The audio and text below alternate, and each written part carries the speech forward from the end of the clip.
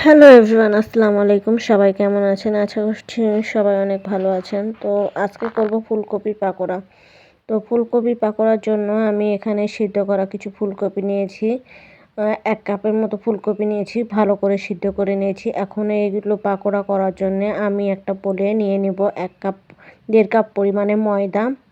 এই যে এখানে ১.৫ কাপ পরিমাণে ময়দা নিয়ে নিলাম এবং ময়দার মধ্যে দিব হচ্ছে লবণ, স্বাদমতো লবণ, কাঁচামরিচ না সরি মরিচের গুঁড়া, ধনে গুঁড়া ১ চা চামচ এবং স্বাদ বাড়ানোর জন্য আমি দিব হচ্ছে ম্যাগি মশলা এবং সাথে জিরা গুঁড়া, হালকা পরিমাণে জিরা গুঁড়া এবং সব কিছু একসাথে ভালো করে ময়দার সাথে মিক্স করে নেব এবং এই মিশ্রণটাকে পাতলা করার জন্য আমি ১ কাপ পরিমাণে পানি দিয়ে নিব।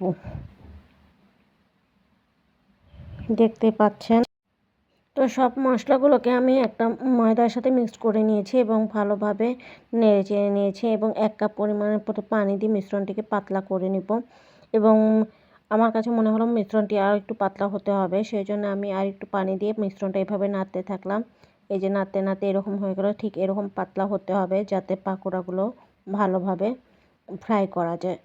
এখন আমি এর মধ্যে একটু একটু করে ফুলকপি ডুবিয়ে পাকোড়াগুলো ভাজবো। সেই জন্য আমি কড়াইতে তেল গরম করতে দিলাম।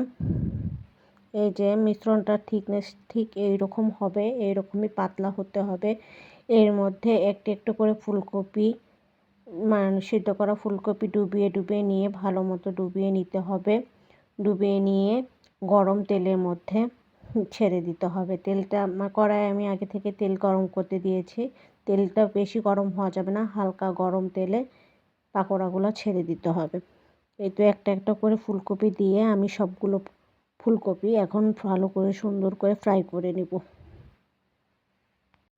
আমি মোটামুটি সবগুলো ফুলকপি এভাবে ফ্রাই করলাম, মানে গরম তেলে ছেড়ে দিলাম খুব সাবধানে, মানে তেল হাতে ছিটে আসার সম্ভাবনাও থাকে, এই জন্য আস্তে আস্তে দিতে হবে আর খেয়াল রাখতে হবে একটার সাথে আরেকটা যেন লেগে না যায় এবং মিশ্রণের সাথে ময়দা মিশ্রণের সাথে ভালোভাবে গলিয়ে নিতে হবে, মাখিয়ে নিতে হবে যাতে কোনো জায়গায় ফাঁকা না থাকে, তাহলে এই পাকোড়াটা খেতে বেশি মজা লাগবে, বেশি মচমচে হবে। তো আস্তে আস্তে আমি এগুলো সবগুলোই ভেজে রেডি করলাম।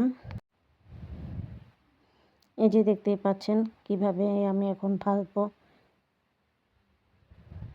এই তো আমার ভাজা প্রায় শেষ। এই যে মুচমুচে গরম গরম ফুলকপি পাকোড়া তৈরি হয়ে গেল।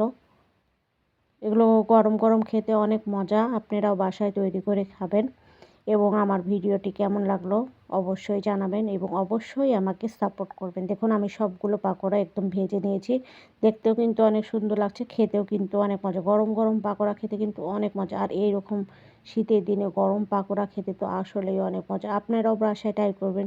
ওকে, আল্লাহ হাফেজ, সবাই ভালো থাকবেন এবং আমাকে সাপোর্ট করবেন।